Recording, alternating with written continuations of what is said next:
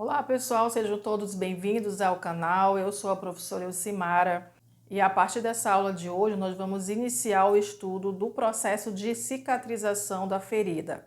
Especificamente nessa aula de hoje nós vamos abordar sobre as fases da cicatrização. Para você que tem interesse em estudar um pouco mais sobre o processo de cicatrização, aproveita para se inscrever se você ainda não é inscrito, curte e deixa também o seu comentário.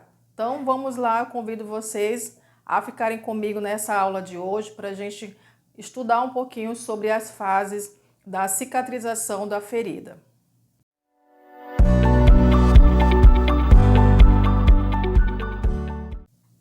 Então nós vamos iniciar hoje o estudo da cicatrização da ferida. Lembrando que a cicatrização é um processo fisiológico, é dinâmico e que tem como objetivo aqui restaurar a continuidade ali dos tecidos que foram lesionados ou traumatizados. Então é importante entender e conhecer o processo fisiopatológico aqui da cicatrização da ferida e entender como que os fatores eles podem acelerar ou retardar aqui, a cicatrização para atuar de forma a favorecer o processo cicatricial. Então, a cicatrização é um processo pela qual o organismo tende a reparar uma lesão ou a perda do tecido. E esse processo ele está dividido em 3 fases diferentes. Nós temos a fase inflamatória, a fase proliferativa e a fase de maturação. Então, vamos iniciar agora o estudo da fase inflamatória. A fase inflamatória é a fase que tem por objetivo cessar o extravasamento sanguíneo, remover as células mortas, os micro-organismos e qualquer outro conteúdo estranho que esteja presente ali no local da lesão. Tem uma duração em média entre 24 e 48 horas e ela é completada em até 2 semanas. Nesse caso, a ausência da integridade epitelial vai estimular 2 reações imediatas que são chamadas de hemostasia e também de inflamação. A primeira, que é a hemostasia, ela ocorre após a liberação de substâncias vasoconstritoras, Em especial o tromboxano A2 e as prostaglandinas, o que leva aí nesse caso à agregação plaquetária nas paredes dos vasos, numa forma de estimular aqui a cascata de coagulação e as citocinas. Por sua vez, essa cascata de coagulação, ela tem o objetivo, de estimular a chegada de alguns fatores de crescimento, como o fator de crescimento de transformação beta, o fator de crescimento derivado lá das plaquetas, o fator de crescimento derivado dos fibroblastos e também o fator de crescimento epidérmico, que por sua vez vão atrair alguns leucócitos, especificamente aqui os neutrófilos, que têm um papel importante aqui na fagocitose de bactérias presentes no local da lesão.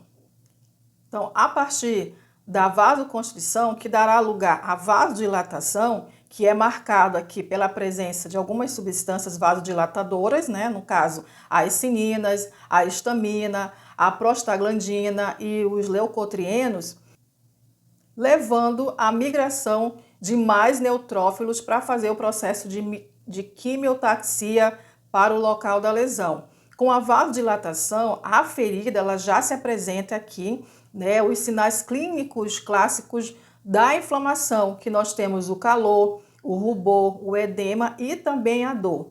Entre mais ou menos o 3º e o 10º dia, os macrófagos irão substituir os neutrófilos e vão continuar o processo de fagocitose e o debridamento iniciado pelos neutrófilos, bem como também estimular aqui a deposição de uma matriz de fibrina no local e atrair também outras células. Vamos para a fase proliferativa. O grande objetivo dessa fase proliferativa é formar o tecido de granulação, que é composto por um tecido conjuntivo, por capilares sanguíneos, leucócitos, colágeno do tipo 3 e também proteoglicanos. Essa fase ela tem início nas 48 horas após a lesão e permanece em média até 2 semanas. Ela é dividida em 4 subfases. Aí nós temos a fase da epitelização, a angiogênese, a fibroplasia e formação também do tecido de granulação. O tecido de granulação começa a ser formado por volta do 4º dia. É composto por novos capilares sanguíneos e tecido conjuntivo frouxo, leucócitos, colágeno do tipo 3 e aqui também o proteoglicanos. Esses fibroblastos, eles são as células essenciais para a formação do tecido de granulação. A olho nu, ele possui uma aparência rósea e o edema presente é fruto da grande permeabilidade vascular, né? Além de pequenos espaços presentes no seu endotélio, que permite assim o extravasamento do líquido para o meio intersticial, causando aqui o edema. Na fase de maturação, a principal característica mais importante dessa fase é a deposição do colágeno de maneira organizada. Por isso que é a fase mais importante no ponto de vista clínico. O colágeno ele é produzido inicialmente, ele é um colágeno mais fino do que o colágeno presente na pele normal. E ele tem orientação paralela à pele. Com o tempo, esse colágeno inicial, que é o colágeno do tipo 3, ele vai ser reabsorvido e um colágeno mais espesso é produzido e organizado ao longo das linhas de tensão da ferida. Essas mudanças, elas se refletem em um aumento da força tênsio na ferida. Essa fase é uma fase longa, né, a fase de maturação. Ela tem início por volta ali do 20º dia e pode durar também meses, né, ou até anos, dependendo das condições da lesão, né, e da ferida.